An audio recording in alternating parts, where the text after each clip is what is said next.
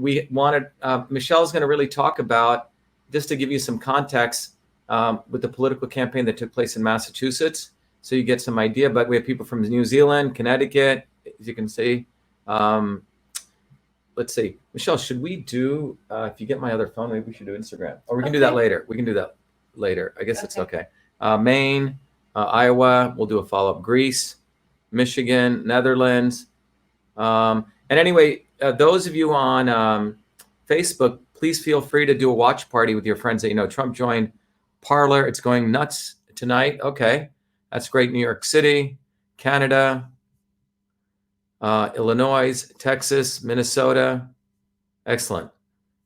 Wow, we have about 3,200 live stream followers. That's without YouTube. So imagine what it would be with YouTube on there.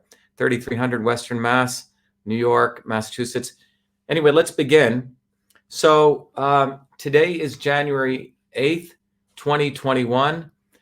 Yesterday was January 7th, 2021. Believe it or not, I can count. Yesterday's an interesting day for me. It's a very personal day because it was a day that my mom passed on 8 years ago. And what's interesting is, for me, my mother was an amazing living example of pure truth. My mom was a very, very kind human being, but she was quite undiplomatic when it came to speaking the truth. If there was any issues with her and my dad was somewhat openly diplomatic. My mom wasn't. She would call a spade a spade. And so yesterday to me was a very important day for truth, which I'm going to share with you because many, many things interconnected and converged on many of the outstanding issues that I've been thinking about. And essentially the facts started congealing together. So that's what we're going to talk about today, because I think many of you out there are trying to figure out what the hell happened in the last 4 years, what happened on January 6th, and where are we today? But more importantly, what can we do? And my purpose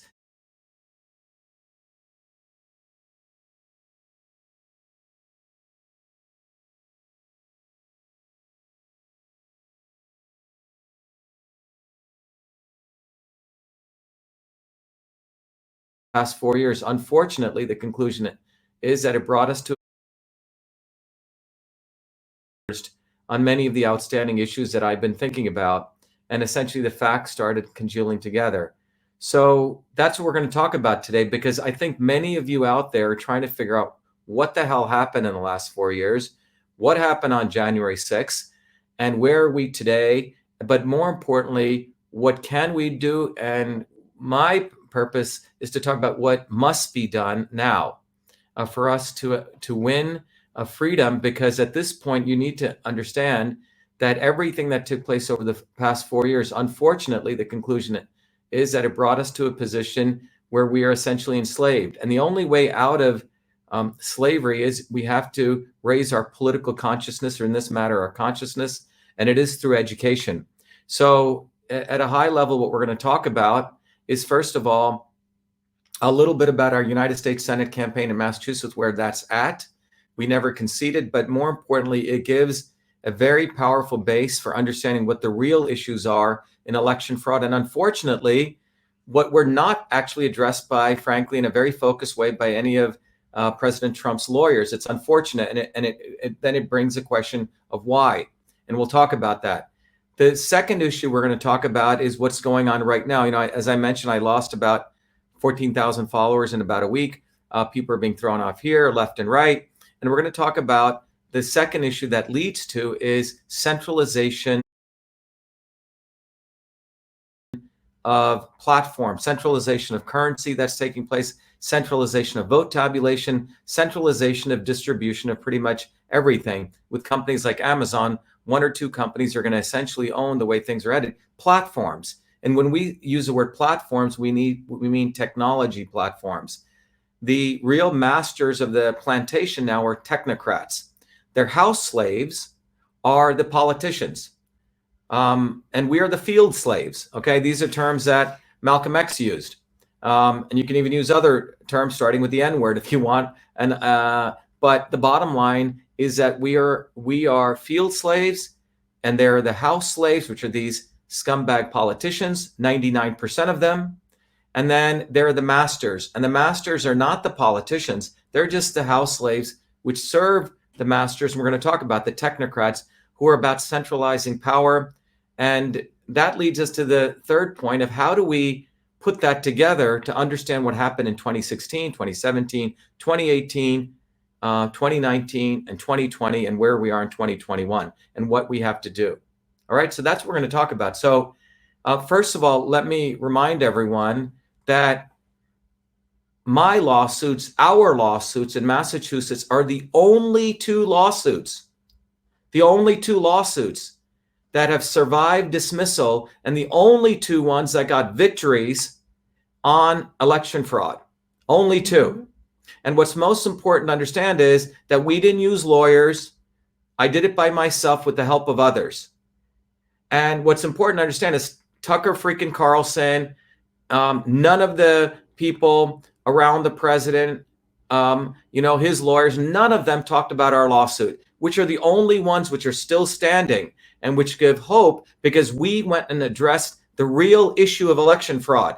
It's not the mail-in ballots. It's not voter suppression. These are all just smoke. The real issue of election fraud is the fact that we have electronic voting machines which allow computer algorithms which deny us one person, one vote. And I want you to remember this. This is not something any of, unfortunately, Trump's lawyers focused on. And you have to ask why. A lot of those election emails we got, about $300 million got raised, and we'll come back to that. A lot of people made money talking about election fraud. But without any of the, we didn't have any money. We didn't hire lawyers, but we have the only two lawsuits, I repeat, in the country, which are surviving and which we had two victories, and we want to talk about that. So many of you may know, in 2018, I ran for United States Senate. I'm an engineer. I'm the son of untouchables from India. I'm a working class kid from New Jersey. I worked very hard, did a bunch of science work, started companies. But guys like me and you who are working class people who come bottoms up are not supposed to run for office. It's supposed to be, only for the billionaires and their children and the et cetera. It's not supposed to be for us. Well, I ran in 2018 against a fake, highly low integrity individual, Elizabeth Warren. The GOP establishment in Massachusetts was so afraid of me when they should have embraced me, but they're also a bunch of scumbags. They work together with the Democrats. And everyone listening, let me tell you the first principle here. If you're a Republican or you think it's Republicans versus Democrats, you got to throw all of that out today. On January 8th, throw all of that crap out. Both parties are one. Okay? So stop talking. The Democrats stole it from us. The Stop the Steal, frankly, is a very dumb slogan. Let me tell you, and we'll talk about why. It's not, Stop the Steal implies that only the Democrats steal from Republicans. Republicans steal from Republicans. That happened to us in Massachusetts. Republicans steal from Democrats. Democrats steal from Republicans. Democrats steal from Democrats. The real slogan of the election fraud movement should be one person, one vote, because the computer algorithms dilute and debase votes. But that wasn't brought to the forefront. You had a real flunky, and you can go research him, who pushed to Stop the Steal, try to control it. This guy hung around with Karl Rove. This guy supported John McCain. Go look him up. Okay? Movements get infiltrated. Real movements need to be wary of what's called the not so obvious establishment. But in Massachusetts, I ran in 2018. We're forced to run as independents. In spite of that, with a handful of volunteers, we got 100,000 votes. And as an independent, 5 times more votes than any U.S. Senate candidate.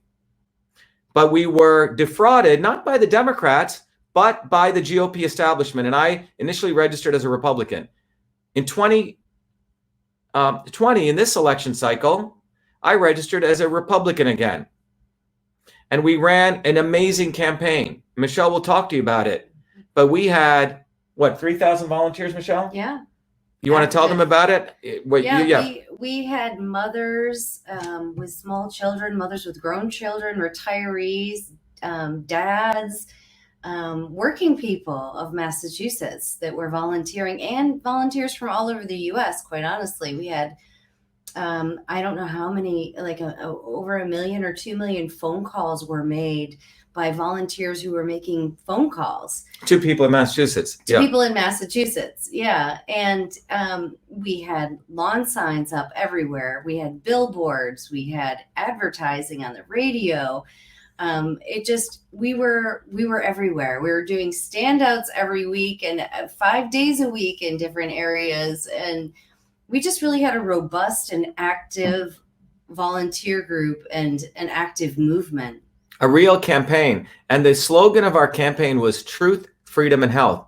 And that slogan was based on fundamental principles of natural law and science, which said without freedom, without the ability to debate, you cannot do science, the scientific method, because science emerges from debate and taking on wild and crazy ideas. And with science, you can uncover truth. And with truth, we can understand the real problems and the real solutions for the health of our bodies, which can help not only our physical bodies, but our society, our infrastructure. And with healthy infrastructure and bodies, we have the strength to fight for freedom. So that slogan took off not only in Massachusetts, United States, globally. And as Michelle said, we had 10,000 lawn signs, 20,000 bumper stickers. If you came to my home on my dining room table, you'd see 5,000 letters from people like you all over, and many of you listening supported us. It was a real political campaign, bottoms up. So the GOP establishment, again, the Republicans run by a fake Trumper who didn't even want a lawn sign of Trump on his lawn sign, but put on a MAGA hat. And many of these people did that to raise money. So I want you to, again, understand that let go of this Republican Democrat cloaks. They're all bullshit. Republicans screw Republicans, as you saw it happen recently on January 6th. But in Massachusetts, we had an amazing campaign. The Republican, quote unquote, governor of Massachusetts, a complete scumbag who never voted for Trump, hated him. This guy decides to find a fool whose website address was cock for Senate. This is the branding. Okay, seriously. And this guy is a lawyer numbnut who they found to run in the Republican primary to oppose me so I wouldn't destroy the Democrat, Ed Markey. We had polls showing that I was going to win the Republican primary by a landslide, internal, external, everywhere. Well, on election day on September 1st, as the results come in, we had a beautiful party set up. I win, and listen carefully, in the hand counted Franklin County, which was 80% hand counted, by nearly 10 points. And in every other county, I lose 60-40, 60-40, 60-40, 60-40, plus or minus, 0.5%. It was eerie. And that is when I knew, hey, wait a minute. Election fraud took place. And if you go look at my speech of September 1, what did we say? I said election fraud took place in third world Massachusetts. I'm glad we have the Second Amendment. And remember that Second Amendment, we're going to come back to it. So starting from September 1 to September 25th, remember, this is long before, this is 2 months before the primary, right? We find out that electronic voting machines have a feature in there, which I've shared with you. Again, it may be repetitive to some of you, called the weighted race feature. Since 2002, a feature called the weighted race feature, which means that if Michelle got 1,000 votes and I got 1,000, they could multiply her votes by 2, multiply my votes by 0.5 decimal fractions. Okay? Well, that same feature is also a variation of it in the 2019 manual for the Dominion system. In fact, the Diebold electronic voting machines, which were really the grandfathers, those features went everywhere. But the bottom line is, in United States voting systems, there's a feature called the weighted race feature, approved by secretaries of state, which are part of a nonprofit called the National Association of State Election Directors, which approve these features. So during September 1st to September 25th, we moved our campaign. We know we didn't lose, into a write-in campaign. And I started agitating on Twitter saying, look, ballots were destroyed. What do I mean by that? Well, when the voting machines take a ballot and they scan them, they create an image, a picture. Those images are what are actually tabulated, okay? So the ballot image is the ballot on electronic systems. So I start talking about that. And interesting enough, Twitter didn't touch me. We tweeted against the Secretary of State of Massachusetts. But on September 25th, after 25 days of tweeting, I exposed the fact that the Secretary of State in email communications had acknowledged that they deleted ballot images. And they were saying that they didn't have to save them by state law. Well, I took those email interactions and I put them up live on BAM on September 25th, 26th in midnight area. I'm thrown off Twitter, not for one day, but for 21 days. I'm a United States Senate federal candidate. And it turns out that the Secretary of State contacted Twitter and told them to remove a federal candidate. This is fundamental violation of the First Amendment. Its number one goal was to protect what? Political speech, okay? Political speech is what I was doing as a federal candidate. So what did we do? We had to file a lawsuit. Did any lawyer help us? No. No lawyer wanted to take it on. Why? Because the lawyers in the swamp are together. You cannot trust a lawyer, okay? So I had to do it on my own. We had people who helped me do research. We understood the law. And on October 30th, 2020, I presented my case. And this was a First Amendment case we made it. We knew we couldn't get Twitter. Twitter, frankly, didn't take me down. It was the Secretary of State had contacted Twitter. And also the National Association of State Election Directors saying that I was putting out election misinformation, saying that ballots were deleted when I was referring to the ballot images clearly. All right.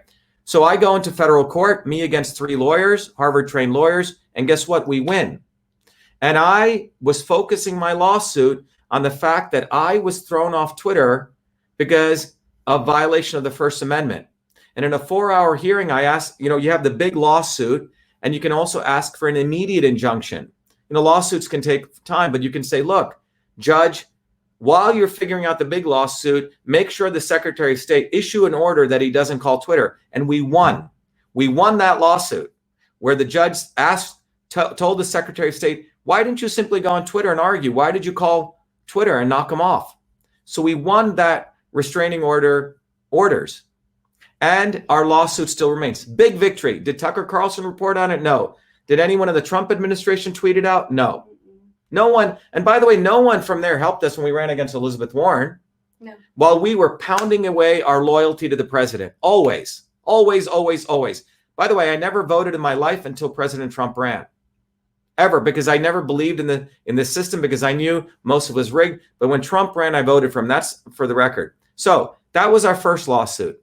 About a month ago, I filed a second lawsuit asking for decertification of the entire U.S. Senate election in Massachusetts because I had done the mathematical analysis and I'd found out my votes were multiplied by 0.66 and the other idiots' votes were multiplied by 1.2. And no one refuted my mathematical analysis still to this date. And that lawsuit was submitted. The opposition, the Secretary of State filed a 100-odd page lawsuit asking for dismissing mine. As many of you know, most of the lawsuits in fact, all of them were dismissed. And these were done by very supposedly qualified lawyers. Well, my lawsuit, the judge denied. He denied their dismissal. Second victory. And my lawsuits remain. In fact, the judge said, Dr. Ayadure, please clarify the one person, one vote point that you're making, which we submitted in an amended complaint, and it's still surviving. So let me bring the point here. We focused on the real crime scene of election fraud. Number one, the destruction of ballot images, but more importantly, the computer algorithms that are used to deny us one person, one vote. What does that mean, one person, one vote? Well, if you remember in 1787, when the North and the South were feuding about how do you deal with slaves, the North, the so-called liberal North, wanted slaves to be treated as 3/5 of a human being, and they won because they didn't want more votes from the South. So a slave was made to be 3/5 of a human being. Okay? Fascinating. Well, in the 1800s, Dred Scott, a slave, tried to get his freedom. He demanded his freedom. They said, no. You're a slave. You're not a citizen. You only are 3/5 of a vote. It took until the passage of the 14th Amendment, where the Equal Protection Clause of the Fifth Amendment was applied to states. And that's what occurred in 1964 when Earl Warren ruled that one person, one vote. He clarified it because states were drawing, or districts were drawing really weird, circles to determine how many representatives a state got. In Alabama, some state had, let's say, 200 people, and they were getting one senator. And some district and another district had 10,000 people. They were getting one senator. Okay? Dilution of votes, the weighted votes, and you should go read his opinion. Very, very important lawsuit that was victorious for the American people in 1964. One person, one vote. That's the central issue here. Without one person, one vote, we are slaves. We're house slaves. Okay? I mean, we're field slaves. So just think about that. So in summary, we know we won the election in Massachusetts. Yeah. We filed 2 lawsuits. None of it got coverage. None of it. It's disgusting. Yeah, it's appalling. Okay? So that's what took place prior, in the midst of what's going on with the presidential campaign. When the presidential campaign occurred and after November 3rd, I immediately jumped in with my math skills and with a lot of other great people. And I tweeted out about Michigan, and we did a beautiful analysis showing that the voting pattern should be a parabola. Instead, it was a straight line. And some very dumb people try to argue, oh, Shiva's talking about a straight line. Of course, yeah, it's not supposed to be a straight line, idiot. It's supposed to be a parabola. And we showed Michigan, there was fraud that took place, and that went viral. So on November 14th, I get a call from Mark Meadows, November 7th, so think about the White House is over here. I never heard from Mark Meadows, never got a call from the White House. In spite of all the stuff we were doing here, we never got endorsed by the White House. Nobody. We had to do it on our own. So Mark Meadows calls me on November 7th because he sees my tweets going viral, and I'm actually exposing the election fraud. The first person to do it on the weighted race stuff. I think this got several million views. So Mark Meadows asked me, what can I do to help? I said, I need data, Mark. If you give me data, I can show election fraud across the country. By the way, up until that point, if many of you go look, you probably were getting emails from the Trump campaign, and they were using the word voter fraud. They didn't use the word election fraud. We use the word election fraud. And by the way, our, thousands of volunteers, we distributed these cards all over Massachusetts. 1.5 million of these cards. Stop election fraud. Okay. Mm-hmm. Again, no one helped us. We did it on our own, bottoms up. A lot of you listening to us were very supportive. But again, we didn't get support from the White House or the RNC or the Trump campaign. All right. We did it on our own. So we put out 1.5 million of those cards. So I asked Mark, I need data. He said, okay, I'm going to get you data. The Sunday on November 8th, we had already done some analysis, and I showed with them, hey, this is what we can do for this data. We can really blow this thing up. Well, Monday, no data. Then we get a call from the RNC, the leadership there, and they say, oh, we're going to help you with data. I said, please give me data. And they said, please send us what you need. And one of the right-hand woman, Ronna McDaniel, says, I'm right in front of the servers. I'm going to get you data right now. Okay, Tuesday goes by, Wednesday goes by, Thursday goes by. And then at that point, I started, in all honesty, now we have to have an honest discussion. This can't be, I'm a Trumper, I'm not a Trumper. That's not what it is. I said, I did a tweet, and you can go see it. I said, dear President Trump, dear Mr. Biden, I said, I am willing to have an open conversation with all of you.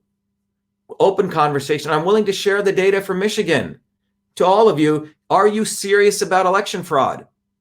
And at that point is when I got a direct message from Eric Trump saying, yes, I'm concerned.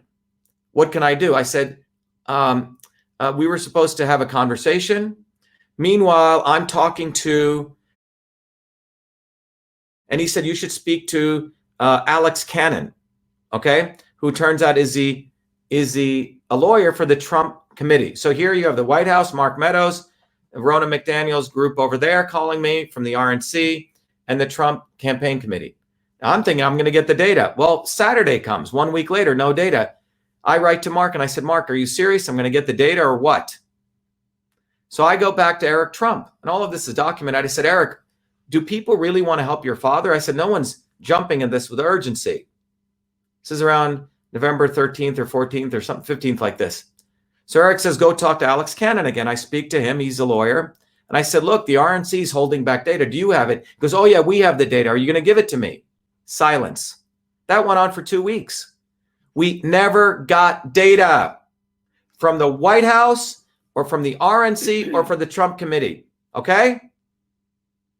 Meanwhile, we're doing all this work for nothing. There are other people making money off election fraud. Then we start getting emails, election fraud, 12 emails a day. Well, as we know, they made about $350 million, which they split between the RNC, the Trump Campaign Committee, et cetera. So just follow the money is over here. So we didn't let up because we cared about principles.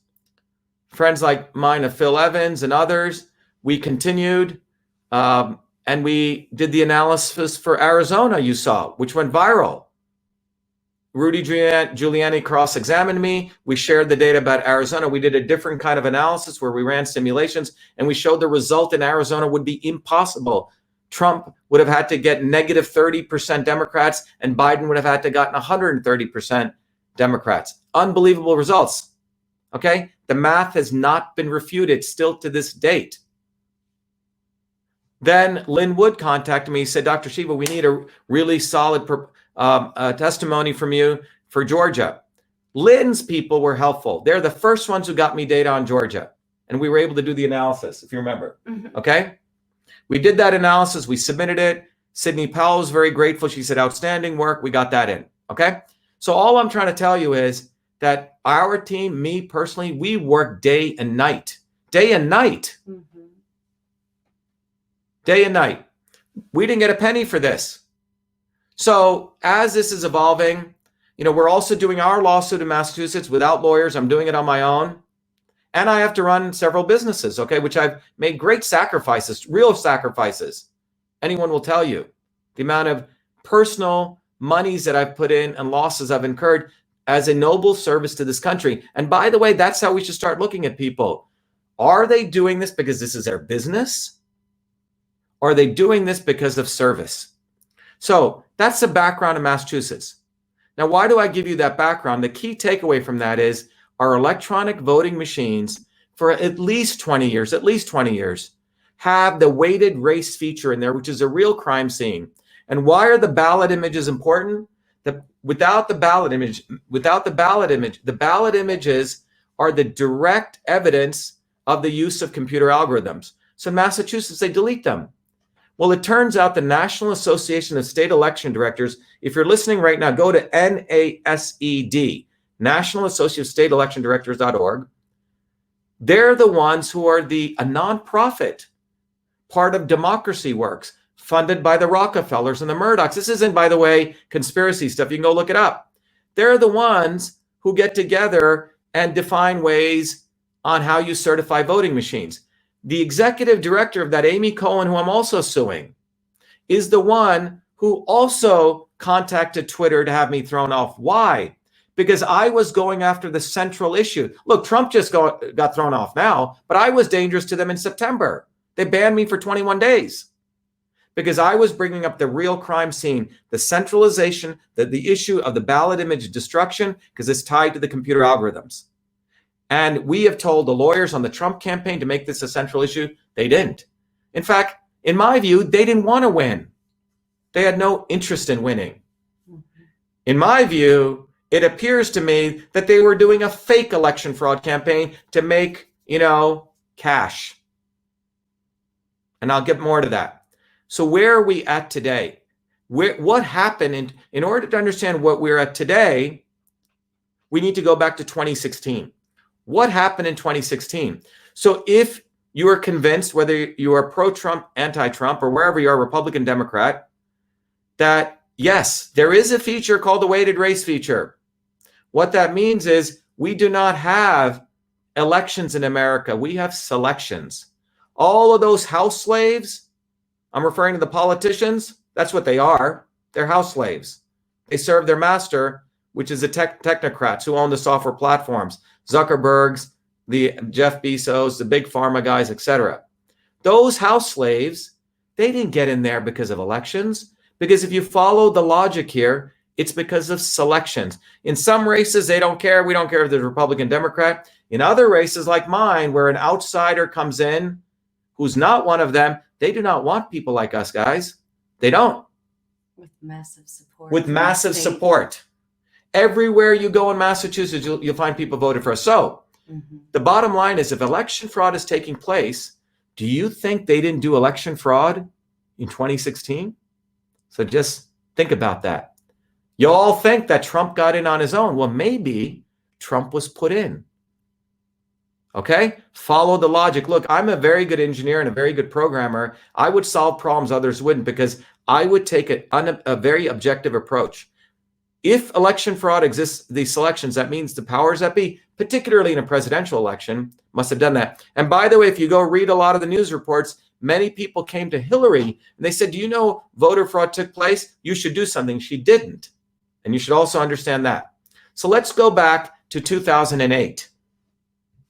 2008, something took place called quantitative easing.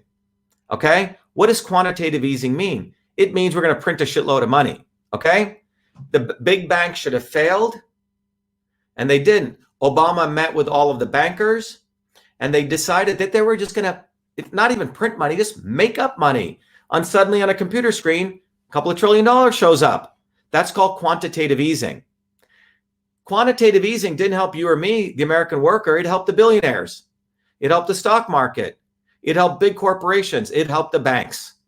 And since 2008, this economy has been running on quantitative easing. And that economy has been challenged by the economy of working people and small business who actually have been building a real economy.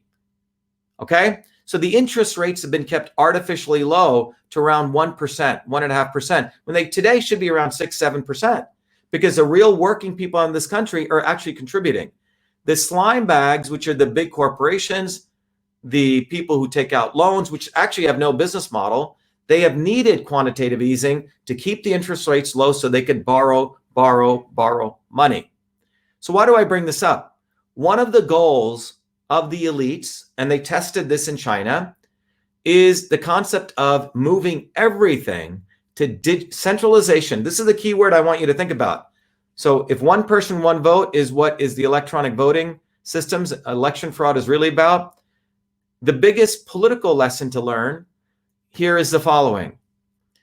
The founders of America, what made this country great was that the founders had one word, one word that describes their principle: decentralization.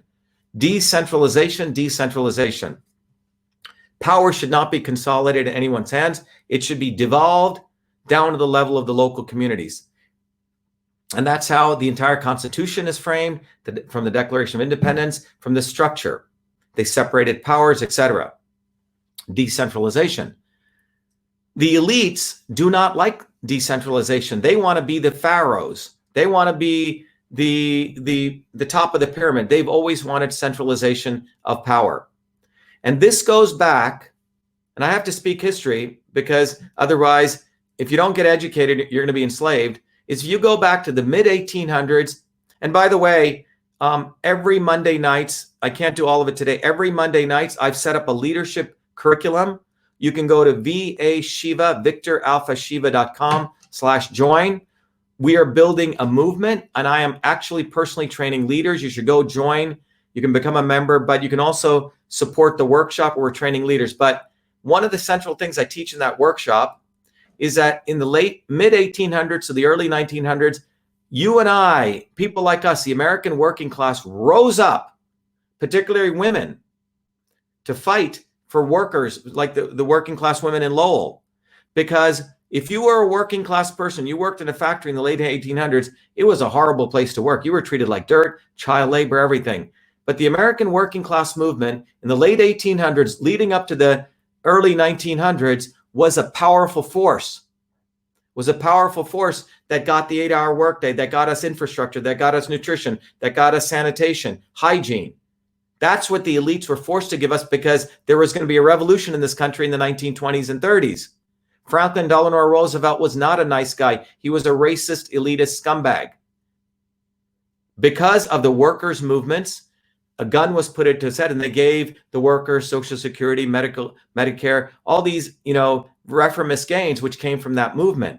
But ever since then, the elites, left and right, have been working hard to destroy working people rising up.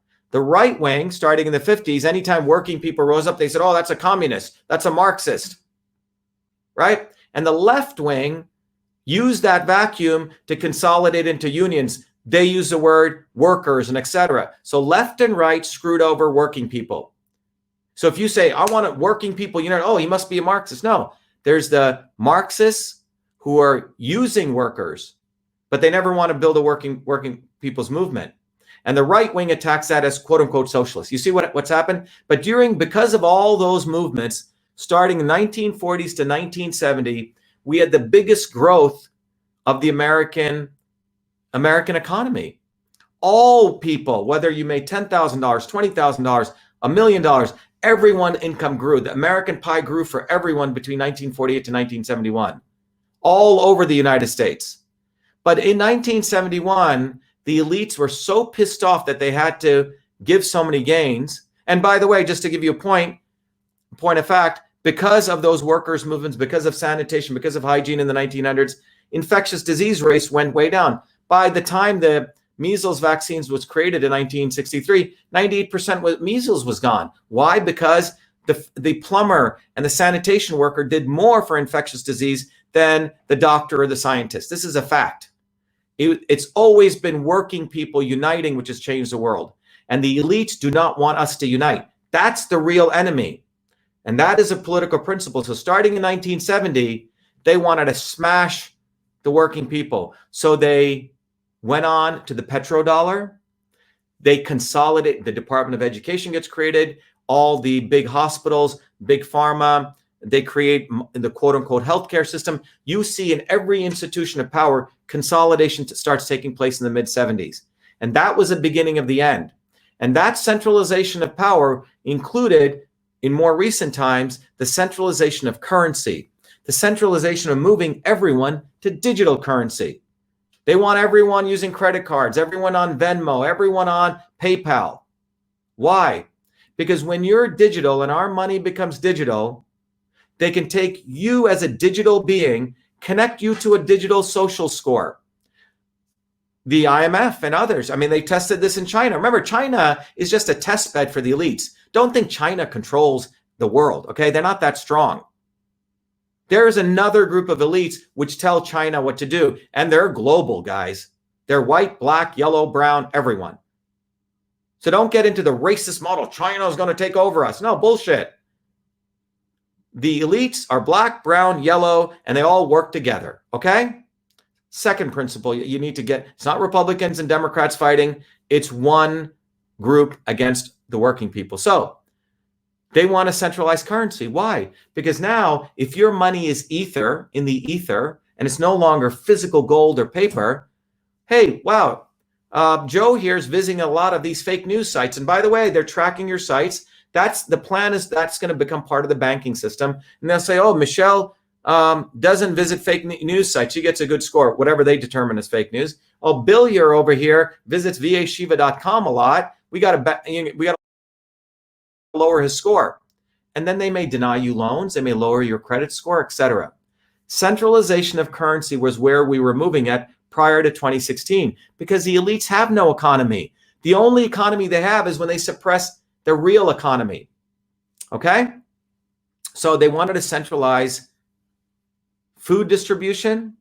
They wanted to centralize currency. They wanted to centralize voting. In fact, vote tabulation to be specific. In September of 2020, Mark Zuckerberg gave $300 million. He gave $50 million to the Center for Election Innovation Research, CEIR, started by the same woman, Amy Cohen, who contacted Twitter to throw me off. And CEIR's central goal is to centralize the tabulation of votes. Remember, right now in your local community, an electronic system, it's scanned, the ballot image is created, and then it's typically tabulated locally, but they want everything tabulated centrally. Why? Because they can flip votes. It's easier. Zuckerberg funded this effort. Centralization. Digital currency, the reason they wanted to centralize this, as I mentioned, is to control us. So in order to do that, you need to reset the entire world economy. What does reset mean? Why do they need to do a reset? Because they want to make sure the supply of money, the demand for money is kept low to keep the interest rates low. So you have to bring the entire economy to a screeching halt. And this was planned, by the way. Well, the instrument that was needed was, what could you do to shut down an entire world economy? What do you think? Create a pandemic. Okay? Because it needed to be global. So that pandemic was in the works a long time ago. Look, when I was in India many years ago, in 2012, one of the senior most officials in the Indian government, I said, what do you think is going to be the next big thing? You know what the first word he said? Pandemic. When I finished my PhD, the National Science Foundation with DARPA issued a grant for pandemics. Okay? This has been out there. So the point is this: the pandemic was the lever that was necessity in order to cause a lockdown. So let's start with that. So now go to 2016. Now go to 2016 and let's tie it. Let's be objective here, whether you're pro-Trump or anti-Trump, okay? Remember, they can flip elections. If you're a globalist and follow this thought experiment with me, you want to subjugate everyone because you want digital currency, centralized, and you look at the world around you and you say, wow, if we do lockdowns, which group of people across the entire planet Earth are going to be the most rebellious against lockdowns? Who? And who is capable of stopping lockdowns? Which group of people? Let me see if anyone has an answer. Which group of people across the world would be the most against, which group of people would be the most against lockdowns? Who? Which group? Look around in the world. Is it going to be the Indians in India, 1.2 billion? I don't think so. Is it because they don't really have weapons? They don't have the Second Amendment. Mary Semple says USA. You're absolutely right. The Chinese, most of the Chinese people are essentially in slavery. They don't have weapons. The Australians, they removed a lot of their weapons, and Europe doesn't have weapons. The American people, the American working class has about 100 weapons per individual on average, okay? The American working class is armed to the teeth, and they are the working class. So you needed to make sure the American working class wouldn't exercise their Second Amendment. But they knew if they just went after the Second Amendment directly, there would be revolt. So they needed to make sure the American working class would not exercise their Second Amendment. So what did they do? Surely, play it back, if Hillary Clinton was a president, and if Hillary Clinton said, I'm going to force vaccinate you, I'm going to no mask, I'm going to lock you down, I guarantee you, at least in Central Mass here, a lot of people would have taken out their weapons and shot a lot of Board of Health people, possibly, okay? Especially if it came from Hillary Clinton, okay? Because most working class people who have guns are typically conservatives, maybe, Kennedy Democrats, not surely left-leaning. So they needed, I would argue, Donald Trump. This could have been implicit or explicit. That's up for question. Donald Trump was perfect because he was speaking to the working class. And you also have to remember the day that Donald Trump won office, what was Donald Trump's biggest slogan? Everyone want to remind me of that? What was Donald Trump's number one slogan? What was Donald Trump's slogan? Lock her up, lock her up, lock her up, lock her up. And a year before that slogan, I had given an interview to the New York Times. What is it, Michelle? I just think it's funny that he never locked her up. Yeah, right. So Like, a year before, I was asked by the New York Times, as a guy who invented email, to give my analysis of the Hillary Clinton email server. I said she should be in jail. In fact, I was giving a talk in India. One of the State Department officials in India said she should be in jail. She took a State Department server and put it in her home, guys. She smashed hard drives. She had paid a UK agent. All of this was known. Trump knew about it. Lock her up. What happened the night, a few days after Trump is elected in office? Did he lock her up? Tell me, did she lock her up? No, because if you go read it, as I understand, Ivanka Trump, who's friends with Chelsea Clinton, had a little meeting. We never heard about Hillary. In fact, Trump said, well, she's gone through a lot. That was when I got concerned. You remember that, Michelle? Yes, I do. I said, wait a minute. He said, lock her up. Why didn't she ever get locked up? Yeah. And also, people told her there's voter fraud. So she didn't care about voter fraud in her own election. She doesn't get locked up when it was a central part of the entire campaign. It was a central part of the Trump campaign was to lock her up. No, they've locked us up. Thank you. Exactly. Zufner says, this is great. They've locked us up. Exactly. So Hillary never gets locked up. And then after that, look, I love all of you Q guys. I love the narrative. Okay. Great storytelling. No, it's good stuff. Okay. I know it is. Good reading. But what happened? Then the Q video comes up. Trust the plan. Trump was put into place to help us. Sounded beautiful, right? Oh my God, we have the Messiah has landed. And what happened? Trust the plan. Trump is playing ninth dimensional chess. He's smarter than all of us. Wait a minute, he just supported vaccines. No, he's got another thing. Don't worry, let that swing by. And we all did that, including myself. And what happened over 4 years, and where are we today? Look at where we are today.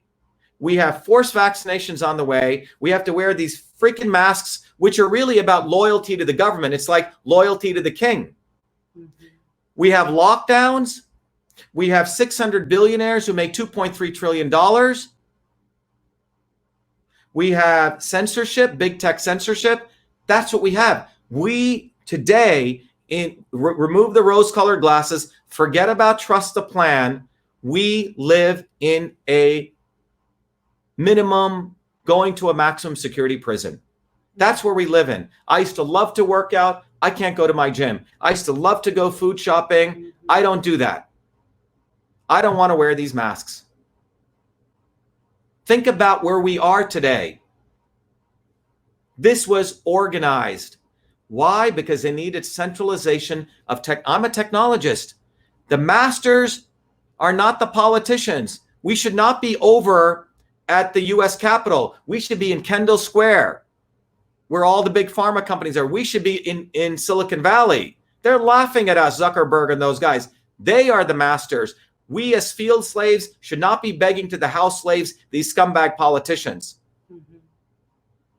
We're going after the wrong enemy. They're about centralizing power. And they've done that. The technology platforms are centralized. As I mentioned, 14,000 followers I'm just losing. I don't want to be a slave to some idiot Zuckerberg. He's a scumbag. Jeff Bezos, another fool, now is, remember, up until his age of 55.5 years, he'd made 100 billion. Well, in the last 6 months, he's doubled his wealth. Pandemic has done him well. Elon Musk, pandemic has done him well. 600 billionaires make $2.3 trillion. Wake up. You and I've lost about $500,000. Most of it fighting in this campaign. I've given up my businesses, literally. You can go talk to my accountant's like, Shiva, what the hell are you doing? Yep. These people, Rudy Giuliani, has been getting paid $100,000 a week. I've talked to people on the inside. They said he doesn't really want to win. I said, how come? He's making $100,000 a week. $100,000 a week. If I made $100,000, it doesn't matter. I have a retainer agreement. I have to win because my reputation's on the line. We have to win because we're in prison right now. People making money off election fraud, you have to suspect. Okay? Where is Jared Kushner? Where is Ivanka Trump? Ask me. Tell me. Where are they? They're the senior advisors to the President of the United States. Where have they been? Well, as I understand, they're buying a $40 million home next to the Brady's, and Jared Kushner is striking a $100 million loan for himself in Israel. I'm sorry, these people aren't you or I. I'm so pissed off right now because you and I, we worked hard. They made money. They're flying around in their private jets. Ivanka and Jared, I saw them jogging in New York wearing their masks. Okay?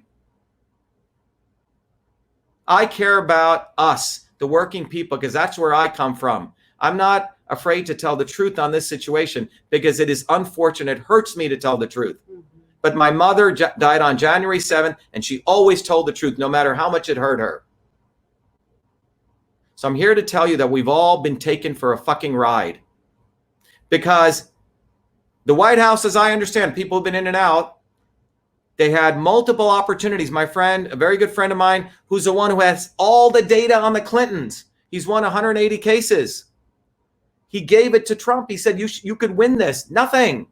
Not one indictment has been filed against Hillary Clinton. He has the actual cameras in the warehouse where 10,000 pounds of ballots are being shredded. He told the president, you should file the lawsuit against the trucking company. Nothing. Nothing. The White House, there is no organization there, as I understand. Opportunists come and go, get their little gigs and leave. That's what the White House, it's been surrounded by scumbags. Go look at the guy who ran the Stop the Steal. He started it in September. It's a personal enterprise. One person, one vote is a real issue. So when I put all this together, we had a bus ready to go on January 6th. I said, something's absolutely wrong. We're working hard. They're not interested. Mike Lindell, great guy. I love Mike. He said, Shiva, can you come down on January 4th and present your data to a bunch of senators with General Flynn's going to be there. Sidney Powell's going to be there. I went down. I told Michelle, look, this is the last thing I'm going to do for this. Okay, I'm done. I'm done. Yeah. I went down. Among these senators, Tom Cotton's people were there, all these senators who I don't give a damn about. They want all of our respect. When it came for my time to speak, I shared with them, I said, look, the issue here is a ballot image, is a one person, one vote. I said, why is it that these electronic voting systems have this weighted race feature? And you guys could pass a law right now to stop it. And I said, you guys better do something. I said, you senators, I said, not only am I a mathematician who can talk to this, but I'm also a victim of this. And this one idiotic senator, Kramer, he says, you have no credibility telling us what to do. And I almost wanted to slap the shit out of this guy. And I told him, look, I have more credibility than you because I actually have 2 lawsuits that I've won, and the judges recognize the importance of my arguments. Otherwise, those cases would have been dismissed. And then I said, look, in the next 48 hours, we need to make sure Pence doesn't certify this. He goes, well, maybe we can do that. I go, what are you talking about? Maybe. We have to do that. And a young lawyer behind me said, yes, the vice president can call a recess until we get an investigation done. That's the law. So we said, let's put the facts together and let's put it in front of them. On the ballot shredding, on the weighted race, etc. I sent 2 documents over to the team to do that, but they ended up presenting an entire stupid PowerPoint just on China, China, China, China, China. Look, it takes 2 to tango. Yeah. If I'm Chinese and I say, hey, Michelle, help me screw up the US government, and she's a red-blooded American, she's got to be involved in this. Why are we blaming everyone else? Why don't we blame the house slaves? So we always want to point to China, Italy, da-da-da. No, it's our own people who screwed us, guys. It's our own people. And what is unfortunate is Trump said, I'm not going to concede. At 4:30 a.m., they count the votes. Within a half an hour, Trump is conceding. Big talk, I'm conceding. And then he says, wait for the next thing. What? The next thing is going to be the next MAGA party, the next Patriots party, money, money, money? No way, man. I'm not doing that. Homie, don't play this game anymore. We must build our own movement by the working people, for the working people. Billionaires, if there's one lesson, will not fight as hard for us. Where the hell is Jared Kushner and Ivanka Trump? Where are they? Where are they? We have to unbrainwash ourselves from a celebrity culture, which says, oh, what's he going to do next? What's he going to do next? No, it should be, what am I going to do next? What are you going to do next? And I have the solution for that. And that solution is we must build our own movement. And there can be no real political movement without the right political theory. And that political theory needs to be founded in a scientific basis. And every Monday nights for the last, several months, and our volunteers learned it, because you can't make a microphone if you don't know electrical engineering. You can't build a lamp if you don't know some electricity. Do you think you're going to be able to build a political movement just by, oh, I'm a kid who is a grifter now. I'm just going to start tweeting shit out. No, you need to understand the science of political movements. Mm-hmm. And it's taken me 40 years to put that curriculum together. And everyone you don't have to. You can go do your own curriculum, great. But I have it. We start with the understanding of systems. Look, it was not so long ago that we used to burn down trees and trees and trees to get electricity, right? Heat, coal, whatever. We used to burn down trees.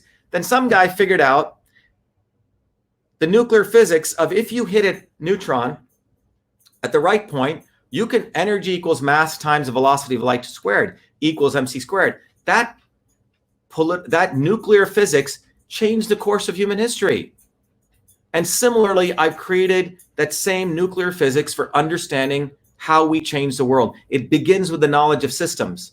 Then we build 3 pillars, the intersection of truth, freedom, and health. Why we must build a bottoms-up movement. And then finally, why we must watch out for the wolves in sheep's clothing, the not so obvious establishment on the right and the left. On the right, it's scumbags like Tucker Carlson, who just watch which way the wind blows. He thinks he's so smart. He's a fool. In fact, he's worse than a fool. And all those politicians, all your local talk show hosts, all your local grifters, go look at in the last 24 hours when, people went to on January 6th, we'll talk about that, how they treated them. Oh my God, this violence, okay? The issue here was this, that without this political framework, without a political understanding, it's like saying I'm an electrician and you just know nothing. You cannot build a bridge without understanding Newton's equations. You cannot build an airplane without understanding Bernoulli's principles. And you cannot build a political movement without understanding systems theory. You cannot do it. We will fail. We will always think that a billionaire is going to help us. And we will lose sight of reality. So I'm here to tell you that what is to be done is we must build a political movement by the working people, for the working people, because today, since 1970, since decentralization started till today, there's 2 apple pies, American pies. One for the elites, where their incomes are explosively growing, and one for the rest of us. If you make $50,000 a day today, you should be making 120 grand. That remaining 70,000 went upwards, yeah. While the right wing talks about socialism, yeah, you got socialism for yourself. And while the left wing says, oh, we want to give socialism to you, no. They don't want to support workers. Only we can support our rights. And we need to build a movement, founded in political theory, which means you got to get solid. You have to learn. You have to have some discipline. And that's the movement that Truth, Freedom, and Health is building. We have a plan, and the plan is not waiting. It's here and now. It's about getting everyone to work, to learn, and we need to go local and decentralized. Let me give you one aspect of this plan. Voting, don't bother voting, guys. If it's not paper ballots, if it's not hand counted. In every precinct, wherever you live in the next election, whatever it is, demand that they do not use electronic voting machines. Demand that it is paper ballots, and then the votes should be counted at the precinct, tabulated at the precinct, and reported at the precinct. That's decentralization. That's an example. And there's a whole set of solutions like these that we can discuss. That's how we solve election fraud. It must be local, decentralized, paper, reported, by then, on time, then and there. Number 2, we have to start really rethinking taxes. Why are we paying all these taxes? Why don't we all go back to barter? Why don't we go back to our local communities? Why don't we go back to cash? That's what they don't want, because they can't track. They can't track it. We need to start thinking about going local. If you're an electrician, maybe you barter some services for a friend of yours. Start thinking about this. We need to have another Boston Tea Party in the modern world. We should rethink how much of our money that we give to these politicians. They do nothing for us. They're all crooks. And there are many other solutions, but we are building out a movement. And if there, I've innovated email, I've innovated many things, but the real innovation that I would like to be known for is innovating a movement, but more importantly, being a little humble catalyst which educates you on something powerful, the nuclear physics of how we build a movement. And it's beyond MAGA or beyond Trump or beyond left and right. It's beyond Republican or Democrat. It is going down to the foundation of what it means to be a human being, which is we're communal, we're local, decentralized. They want to make us platforms. Jeff Bezos, he centralized all of distribution.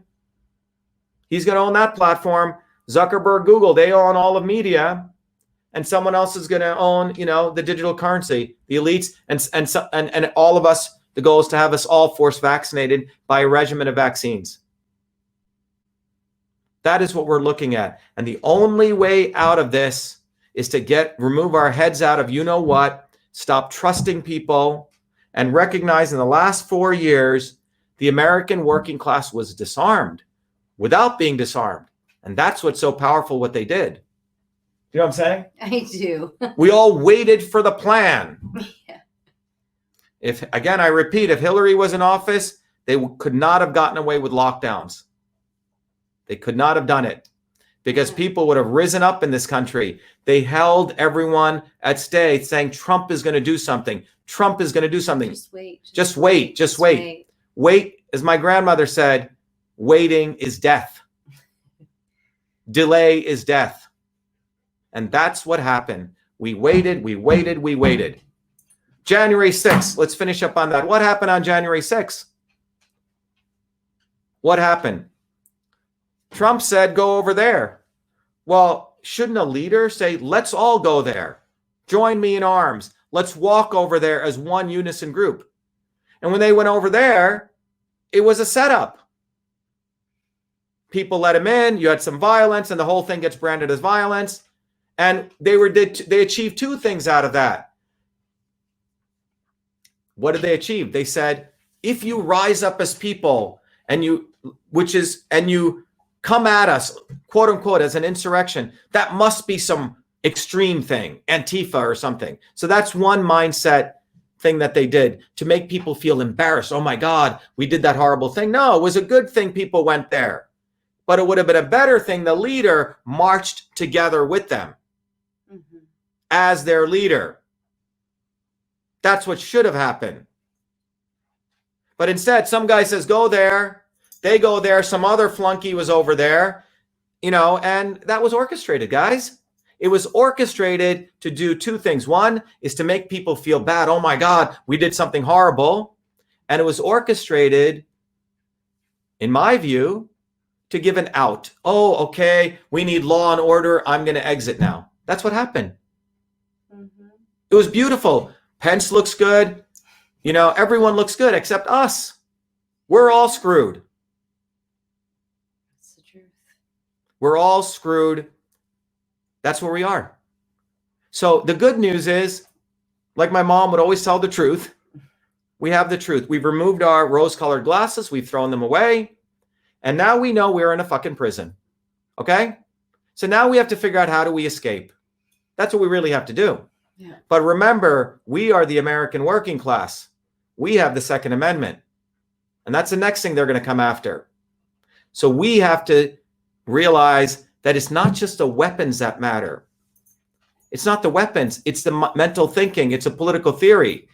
Waiting for the plan is not a good political theory.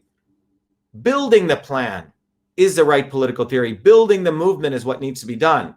And that's not going to happen by Brad Parscale and by the Trump committee. I'm sorry. They're out there making fucking money. I'm sorry. Don't give these people any more money. Stop it. Not one fucking penny. Keep it for yourselves and your family. Give it to a build for your education. That's what we need to do. That's what needs to be done right now. We need to build a movement by the people, for the people, with the right political theory. There may be others, but I'm telling you that I've taken a long time to put this together. But every Monday nights, it's something practical you guys can do. Join it if you want to. I'm moving all my content to a different place. Fortunately, I'm a technologist. I'm going to build a platform for the people, for those people who want to get organized. If you don't, that's fine. You can support it. But we need to create a wide distribution of leaders, decentralized. where we can articulate and we can build local movements. Get back in connection with looking at your friends and family. These social media platforms are dangerous. We rely on them, but we need to go to our own platforms. We need to go online on our own platforms. I'm talking about on our own, and then go local. And so if you want to know more, you can join me on Monday nights. It's purely educational. Join us. But the bottom line is we need to build our movement bottoms up. We need to keep an eye out for the scumbags and not so obvious establishment. And we need to recognize the intersection of truth, freedom, and health. And we need to learn the science of how to build a movement. That's the only way out. That's the only way out. And all you grifters or some of these grifters out there, stop watching. These guys don't know what the hell they're talking about. Look at what they did. All of them started attacking the protesters. Okay? Oh my God, this is horrible. You saw their true colors. No one should be embarrassed of the fact that they showed up and they marched, even if they were misled in some ways. You exercised your First Amendment rights. But now we need to get smarter and deeper and politically conscious, and no one can fool us anymore. That's what we need to do. We can't afford to be fooled anymore. And I'm repeating to you, billionaires are not going to do it. They will not do it. They have their class interests that are different than ours. Let me see if there's any questions. None of them talked about, yep.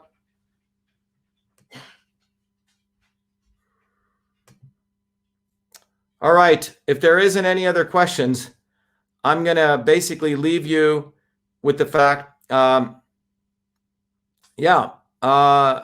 think, look,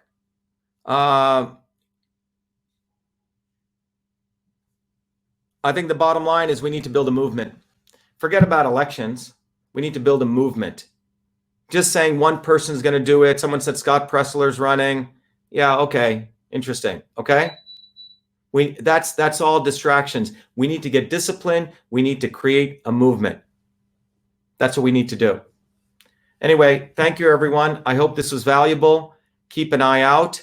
Again, if by the way, let me give you a couple of action things that I'm going to put up on banners here, if I can do this right here, that you can do right now. Everyone who's listening right now, I've set up a, let me edit this here. Yes, I think I put this ticker. Yeah, so I just put this out there. You can send me a text right now. Just type in Shiva, because we could get kicked off Twitter. We have our own infrastructure. So send a text to 617-209-6364. Text right away, because then we'll have your mobile number. We can keep communication, and I can give you next steps. So again, text to Shiva. Text Shiva at 617-209-6364. Text Shiva to 617-209-6364. That way we can keep in touch. The other thing is everyone should go to vashiva.com/join, and I'll show you what that has so you can see what we're doing there. On vashiva.com/join, let me take you over there. We have started laying, I mean, this is going to keep growing, but if you go to this website, vashiva.com/join, you will see that it says, welcome, I'm glad your journey now brings you to truth, freedom, and health. It's time to get educated or be enslaved. Take your steps. So there's a video I have. It talks about the educational program. You can join the movement. Those people want to be part of the leadership movement. I've also set up a way that you can apply for scholarship and be part of it. We need to get educated people. Just like if you're an electrician, a plumber, an engineer, a doctor, you have to go through some training. We need to educate people. So those are the two action steps. Go to vashiva.com/join or text.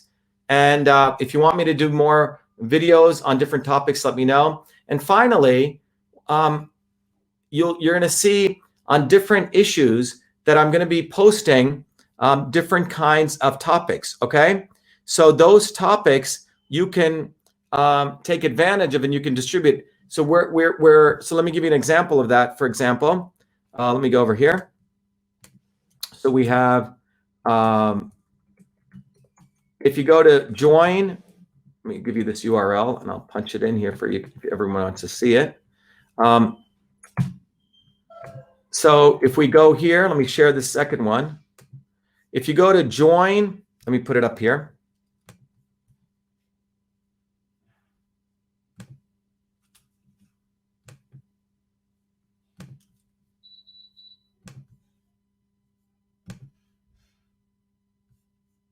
Let me X out of this 1 second, everyone. I'm putting up a thing for you so it's easy. Here we go. All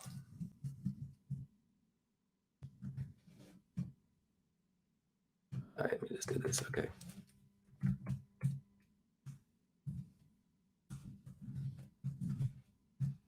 Okay, so I'm going to put this up here for you.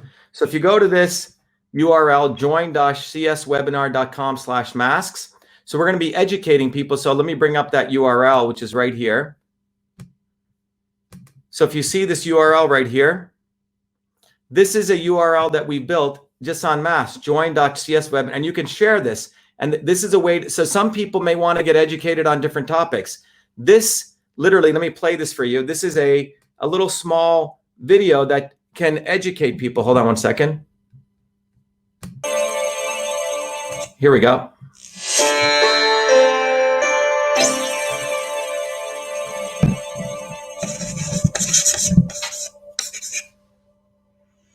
In the midst of the ongoing COVID-19 pandemic response, the use of masks has become a hotly debated controversy. One side believes everyone should wear masks, claiming there's no downside, so you might as well just do it, even if it's not completely effective. The other side believes mandating masks violates our civil liberties and should not be forced on people, period. We're once again caught in a left-right, pro versus anti debate. To get to the truth, ensure your freedom, and get the health you deserve, we must take a systems approach to identify the real problem and the real solution on masks or any other topic. Systems science reveals an interconnection between masks and oral health. To watch the full-length video and to join our community for truth, freedom, health, sign in at no cost. Here are some highlights on the full-length video. The earliest documented use of medical masks in the 17th century. Broadly, there are two types of masks. We have the surgical mask and the cloth mask. There's been quite a bit of research on this. Virus particles are too small to be filtered out. Dentists declare mask mouth a new phenomenon as they see an explosion in patients suffering from tooth decay and gum disease. The mouth is connected to your head, it's connected to your gut. This is where your innate immune system exists. Most diseases start right in the mouth. Wearing face masks creates a microenvironment around the mouth and the nose. We're talking about all of these factors, right? You want balance. For the guy without the mask, because he's having proper flow, he's having good saliva, he doesn't have the dryness. We're talking about the pH, and we're talking about the temperature. One could argue this is a better situation than this situation. Some of you are being forced to wear masks in your work. What can you do to support your oral microbiome? Let's jump right into this.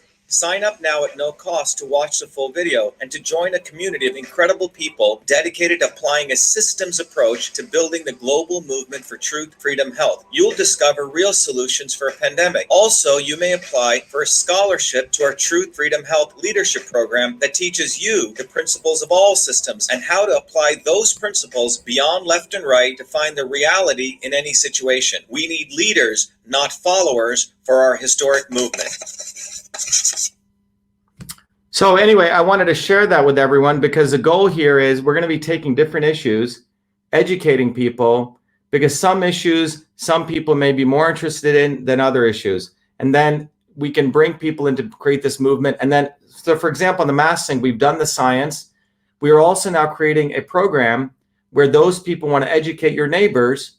We're going to create little cards like these, and you can distribute them. On the one side of it, it has the science, and the other side of it, what action people can do. Look, if you're a parent and your kid is being forced to wear masks, one of the important things to understand is our research shows, and we're going to be doing a dental summit, that these masks are actually destroying teeth.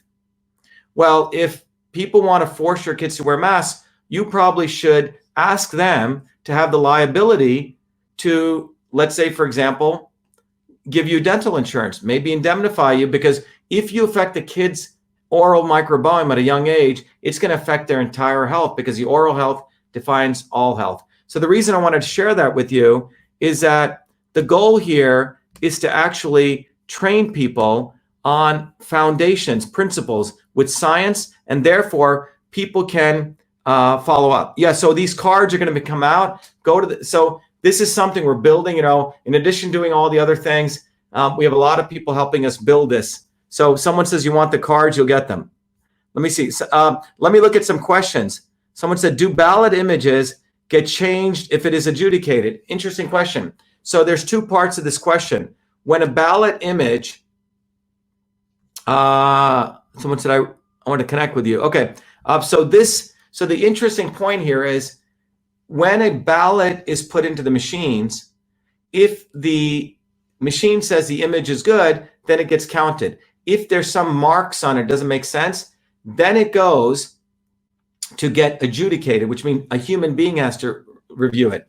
The interesting thing is the software on these machines allows you, in fact, to potentially change the image based on the machine type. So you could potentially change it, okay?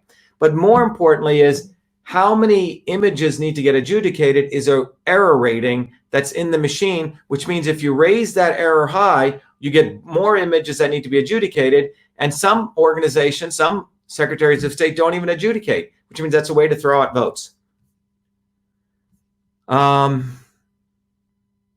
How would you challenge, here it goes. How would you challenge this masks mandatory agenda? Please answer this. Look, so Harman, so the way we want to do it is with science, okay? And the way we can do it with science is simple. The mask stuff, basically the research, by the way, for 3 years using Cytosolve, we've shown that when you put something around the face here, it increases the temperature by 1 to 2 degrees. People start breathing through their mouths and it lowers the pH, which means increases acidity. Those two conditions are very, very powerful conditions for increasing 3 bacteria, not the good bacteria, which increase gum disease, which increase bone disorders, bone decay, and reduce your immunity. So we need to educate people that there is a different science. And some people say, oh, well, just wear the mask. It's no big deal. No, there is a big deal. They can hurt your oral health. So to your point, getting that science out there and then getting people to use that science as a basis of filing lawsuits. That's the way we need to go. Or telling people, if they're telling to force masks, to say, hey, look, here's the science.